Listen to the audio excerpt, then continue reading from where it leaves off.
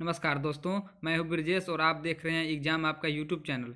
जो भी मेरे भाई ग्रुप डी का तैयारी मेहनत और जुनून से कर रहे हैं, उनकी तैयारी को थोड़ा आसान और सटीक बनाने के लिए मैं लेकर आया हूं जनरल साइंस के मोस्ट इंपॉर्टेंट टॉपिक, वो भी प्रीवियस ईयर के आधार पर। जिसमें हम सबसे पहले फिजिक्स के अंदर सबसे महत्वपूर्ण टॉपिक को देखेंगे, जिसमें सबसे पहला आपका आता है वैज्ञानिक यंत्र यानी साइंटिफिक इंस्ट्रूमेंट, जिसमें आपको याद करना है कि कौन सा यंत्र किसके लिए यूज किया जाता है, उच्च तापमान मापने के लिए किस यंत्र का उपयोग किया जाता है, वायु दाब, आर्द्रता, गैस का दाब, इस तरह का जो भी प्रश्न आपको बनते हैं। उसके बाद आपको याद करना है मात्रक यानी यूनिट, जैसे विद्युत धारा का ऐसे ही मात्रक क्या होता है, चुंबकीय क्षेत्र का ऐसे ही मात्रक क्या होता है, ज्योति तीव्रता का ऐसे ही मात्रक क्या होता है, विशिष्ट प्रतिरोध का ऐसे ही मात्रक क्या होता है। इस तरह के जो भी प्रश्न बनते हैं। उसके बाद आपको देख लेना है सदिश राशि और अदिश राशि, यानी जो भी प्रमुख सदिश राशि है और अदिश राशि है उसको आप लिख कर याद कर सकते हैं, क्योंकि एग्जाम में आपको 4 ऑप्शन दिए रहेंगे और आपको चूज करना होगा जो एक अदिश होगा या फिर एक सदिश होगा। इसके बाद आपको याद करना है बल और गति के नियम। तो बल में आपको एक छोटा सा फॉर्मूला याद करना है, F बराबर A में, जिसमें से आपको छोटा सा एक न्यूमेरिकल देखने को मिल सकता है। और गति के नियम में तीनों गति का नियम और उससे रिलेटेड जो भी फॉर्मूले बनते हैं उसको भी याद कर लेना है, तथा यह भी याद करना है कि गति के किस नियम से किसकी परिभाषा निकलती है।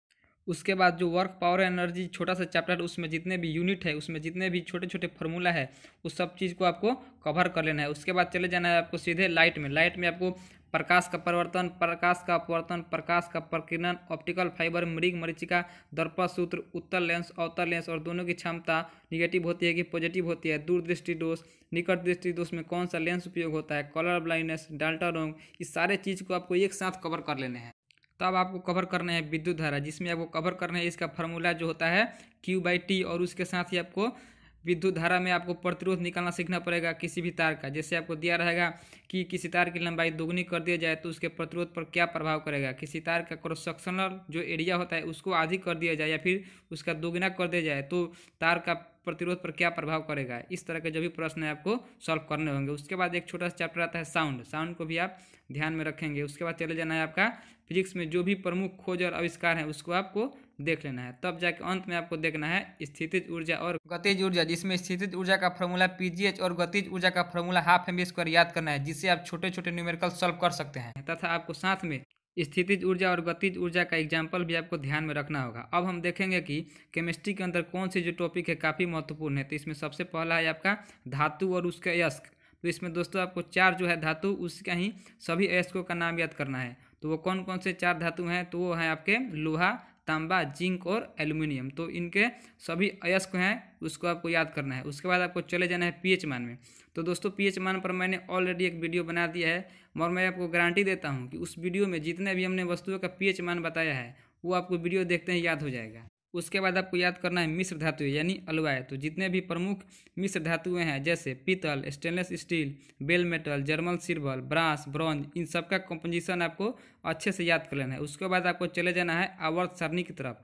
तो आवर्त सारणी से रिलेटेड आपको कुछ प्रश्न याद करने हैं, जैसे कि आवर्त सारणी में टोटल कितने समूह हैं, आधुनिक आवर्त सारणी को किसने बनाया है, आवर्त सारणी में सबसे हल्का तत्व, सबसे भारी तत्व, सबसे ज़्यादा अस्थायी तत्व, सबसे ज़्यादा क्रियाशील तत्व, इस तरह के जितने भी प्रश्न बनते हैं उस सबको आपको याद कर लेना है। उसके बाद आपको याद करना है रासायनिक नाम और केमिकल फार्मूला, जैसे धोवन सोडा का रासायनिक नाम क्या होता है, बेकिंग सोडा का रासायनिक नाम क्या होता है, नीला थोथा किसे कहा जाता है, फिटकिरी का केमिकल फार्मूला क्या होता है, ओलियम का केमिकल फार्मूला क्या होता है, इस तरह से।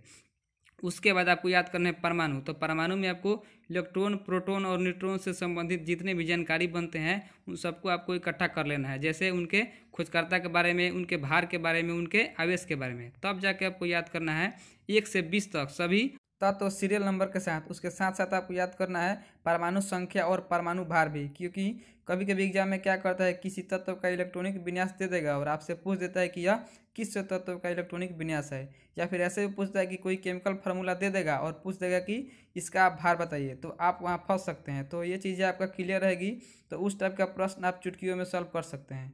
आप यहाँ तक का स्क्रीनशॉट ले सकते हैं।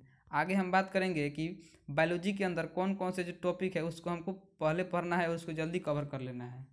बायोलॉजी तो मैक्सिमम स्टूडेंट का फेवरेट सब्जेक्ट होता है। तो इसमें हम सबसे पहले कवर करने वाले हैं विटामिन। तो विटामिन में आपको किस तरह के प्रश्न कवर करने हैं, तो विटामिन के आपको खोजकर्ता को कवर करना है कि विटामिन ए के खोजकर्ता कौन है, विटामिन बी के खोजकर्ता, इस तरह से। और सभी जो विटामिन है उनका वैज्ञानिक नाम भी आपको याद करना है, इसके साथ ही आपको याद करना है कि किस विटामिन की कमी से कौन सा रोग होता है, विटामिन का स्रोत कौन कौन सा फल है, कौन सा फल किस विटामिन का अच्छा स्रोत है। उसके बाद आपको याद करना है कि कौन सा विटामिन जल में विलय है, कौन सा विटामिन वसा में विलय है। इस तरह के आपको सभी प्रश्न एक साथ कवर करने हैं, तब जाके आपको कवर करने हैं रोग और उससे प्रभावित अंग, यानी किस रोग में कौन सा प्रभावित अंग होता है। इसके साथ ही आपको याद करना है कि बैक्टीरिया, वायरस, प्रोटोजोआ, कवक से कौन कौन से रोग होता है, क्योंकि आपको एग्जाम में इस तरह के क्वेश्चन भी पूछता है। तब जाके आपको कवर करने पड़ेंगे शाखाएं और उसके साइंटिफिक नेम, यानी बायोलॉजी में प्रमुख कौन कौन सी शाखाएं हैं और उसका साइंटिफिक नाम क्या है। जैसे कि पिसिकल्चर में किसका अध्ययन किया जाता है, डेंड्रोलॉजी में किसका अध्ययन किया जाता है। इस तरह के बायोलॉजी की जो शाखाएं हैं उनका साइंटिफिक नेम आपको याद करना है। उसके बाद आपको याद करना है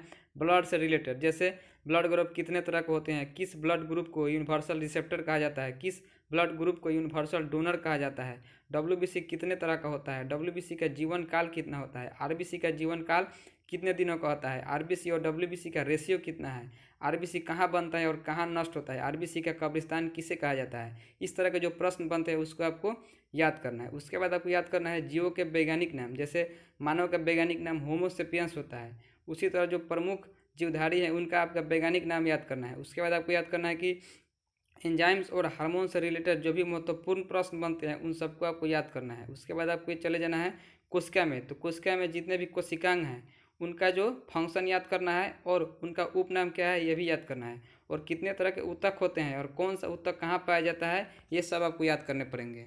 उसके बाद जो टॉपिक आपको कवर करना है उसका नाम है हार्ट एंड डाइजेस्टिव सिस्टम।